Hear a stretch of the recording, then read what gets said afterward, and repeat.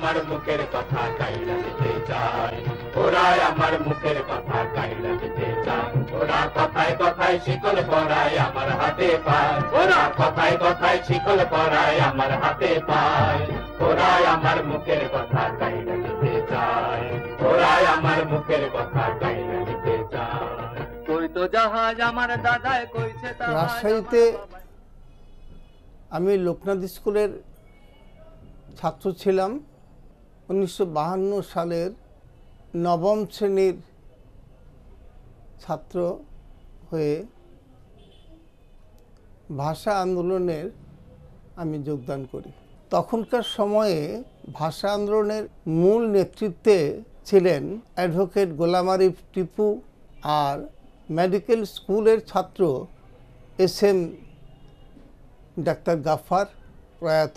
52 সালে যখন গুলি চলে সেদিন বেলা 5 ঘটিকা সম্ভবত খবরটা এসে পৌঁছে ট্রেনে আসা কোনো যাত্রীর মাধ্যমে। খবরটা শোনা মাত্র রাজশাহী সরকারি কলেজ ছিল তৎকালীন সময়ে রাজশাহীর রাজনৈতিক আন্দোলন, সামাজিক আন্দোলন, সাংস্কৃতিক আন্দোলনের কেন্দ্রস্থল।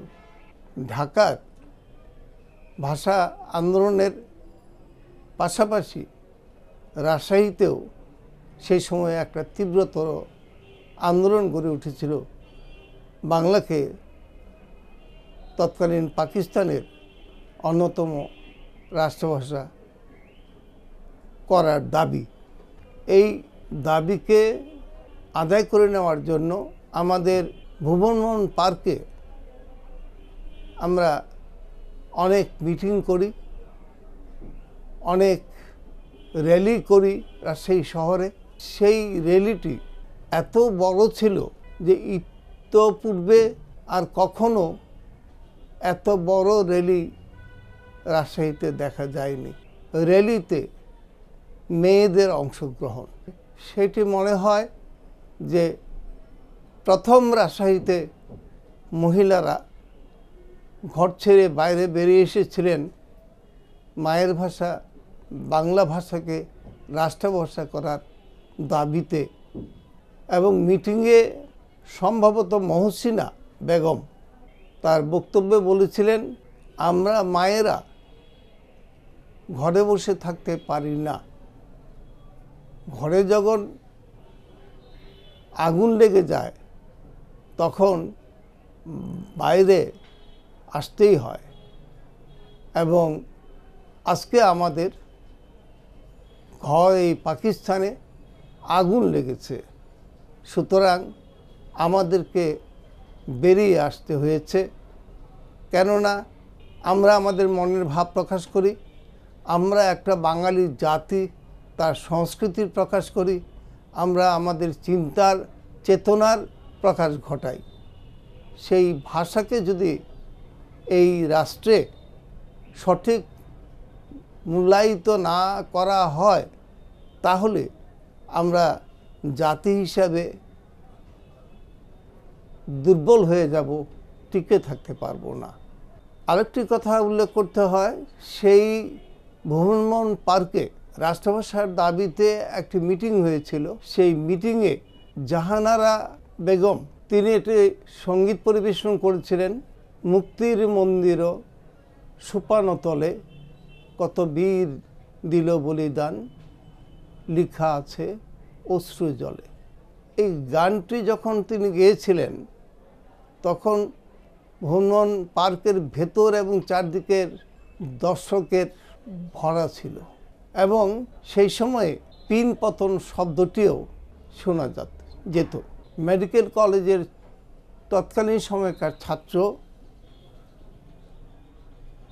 আবু সাইদ ছিলেন অত্যন্ত রাষ্ট্রভাষা আন্দোলনের জন্য একজন বলিষ্ঠ নেতৃত্ব এবং মাঠে ময়দানে যিনি ছাত্রদের অগ্রভাগে থেকে নেতৃত্ব দিতেন তিনি ছিলেন অ্যাডভোকেট গোলাম আরিফ টিপু। এবং ডাক্তার গাফফার।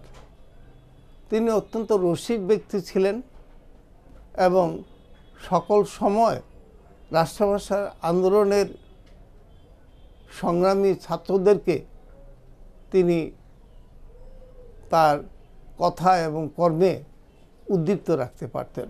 আমাদের সময়ে রাষ্ট্রভাষা সংগ্রামের যে দাবি, যে স্লোগান, সেগুলি আমরা গ্যাজেট পত্রিকার পোস্টার করে হাতে লিখে আমরা সারা রাত জেগে পুলিশের তাড়া খেয়ে আমরা এগুলি লাগাতাম। এবং আমরা মনে পড়ে যে একবার কালো বেশ ধারণ করা নিষিদ্ধ করে দেওয়া হয়। তখন অ্যাডভোকেট গোলাম আরিফ টিপুর তড়িৎ সিদ্ধান্তের প্রেক্ষিতে আমরা কালো বেশ ত্যাগ করে রাতারাতি কালো কাপড় জোগাড় করে আমরা কালো টুপি ধারণ করে আমরা মিছিল করেছিলাম। সে সময়ে চুলে তেল দেওয়া হতো না, নগ্নপদে আমরা বিচরণ করতাম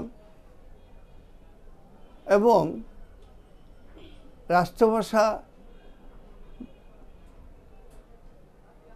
বাংলাকে করার দাবিতে অর্ধবেলা অরন্ধন ব্রত পালন করার জন্য ঘোষণা দেওয়া হয় এবং তা আংশিকভাবে সফলও হয়। মোদের গৌরব মোদের আশা আমরে বাংলা ভাষা, মোদের গৌরব মোদের আশা আমরে বাংলা ভাষা।